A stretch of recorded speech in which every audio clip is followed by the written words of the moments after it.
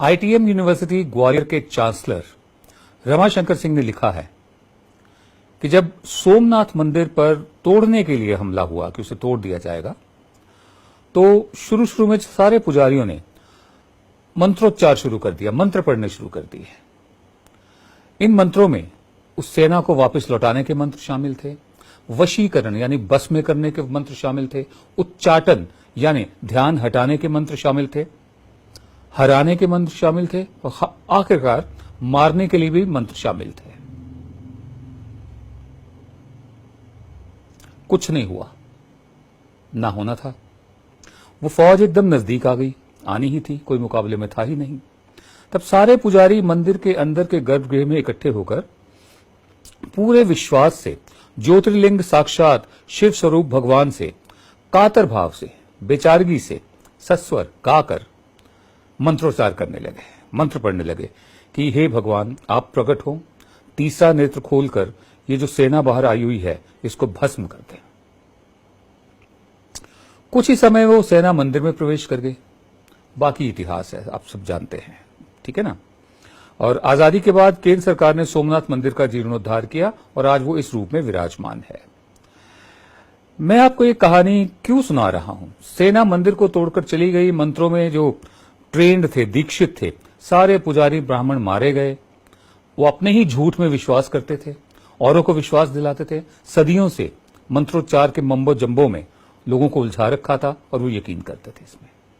मैं आपको इसलिए सुना रहा हूं कि आरएसएस के एक प्रचारक हैं इंद्रेश कुमार, उन्होंने मेल टुडे के एक इंटरव्यू में कहा है कि भारतवासियों को चीन का मुकाबला करने के लिए मंत्रोच्चार करना चाहिए। और मंत्र का जो अर्थ है वो ये है कि कैलाश हिमालय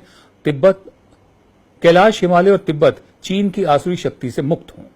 कैलाश हिमालय और तिब्बत चीन की आसुरी शक्ति से मुक्त हों। आसुरी माने जो असुर होते हैं, सुर असुर, देवता और राक्षस का जो पूरा बना रखा है सिस्टम।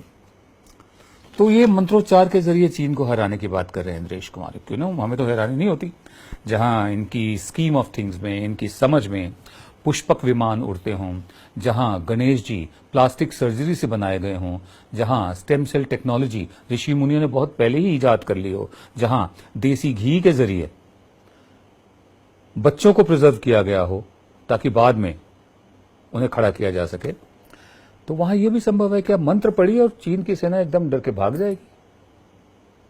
अब हम क्या कहें बताइए? ये जो टेम्परामेंट है ये साइंटिफिक नहीं है और ये उन लोगों को समझ में नहीं आएगा जिनको कभी तालीम हासिल नहीं हुई। आपको बताना जरूरी था कि एक इंटरव्यू छपा है जिसमें इंद्रेश कुमार जो है प्रचारक, मेल टुडे में छपा है। वो कह रहे हैं कि मंत्रोच्चार से चीन की सेना को भगाया जाए, इससे भारतीयों में भी स्फूर्ति, ऊर्जा, विश्वास और तेज बढ़ेगा।